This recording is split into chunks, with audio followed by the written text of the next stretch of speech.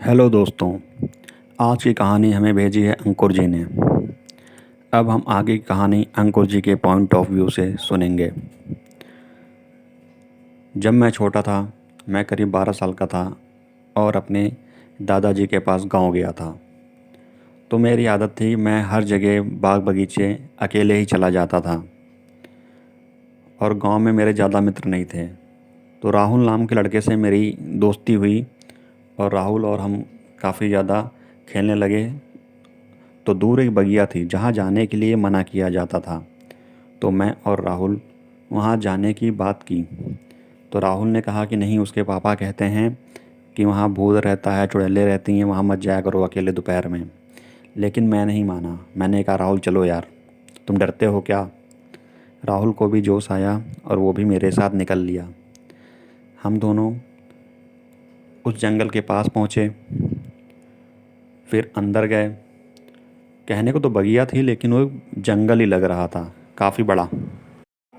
दोस्तों, हम जैसे ही अंदर गए वहाँ हमने एक पेड़ देखा जो बहुत ही डरावना लग रहा था, काफ़ी फटा हुआ था, लेकिन उस पे आम बहुत अच्छे लगे हुए थे। तो मैंने कहा कि मैं पेड़ पे चढ़ता हूँ, आम तोड़ता हूँ और नीचे फेंकता हूँ। राहुल ने कहा ठीक है, मैं आम बिन लूँगा।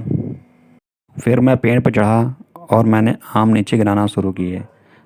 मैं ऊपर चढ़ता गया। अचानक ही मैं पीछे पलटा। मैंने देखा एक काले कपड़ों में एक काली शकल वाली परछाई मेरे बगल में बैठी है और उसको देख के लग रहा था वो मुझे ही देख रही है। मैं डरा, चिल्लाया और अचानक वहाँ से नीचे गिरा और उठ के भागने लगा। राहुल भी आम छोड़ के मेरे साथ भागने लगा। हम दोनों भाग के घर आए। फिर मैंने राहुल से पूछा, राहुल क्या तुमने भी देखा। राहुल ने कहा हाँ, जब तुम गिरे तो मैंने ऊपर देखा तो मैंने देखा कि वो काली परछाई हमें ही घूर रही थी और वो नीचे उतर रही थी। हम दोनों घर आए। रात को मेरी तबीयत ख़राब हो गई और मुझे बहुत तेज बुखार हुआ। हमने घर में किसी को नहीं बताया। फिर अगले दिन सुबह हुई और दादाजी ने हमें पूछा कि क्या हुआ, सच सच बताओ। फिर हमने बताया कि हम उस बाग में गए थे और ऐसा हुआ था।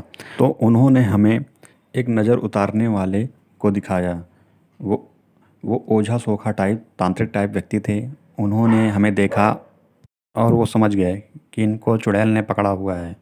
उन्होंने फिर एक पूजा की और हमको एक माला पहनाई। उसके बाद मेरी तबीयत सही होने लगी। उसके बाद सब कुछ सही हुआ और आज मैं सही हूँ और एक अच्छी कंपनी में जॉब करता हूँ। धन्यवाद दोस्तों।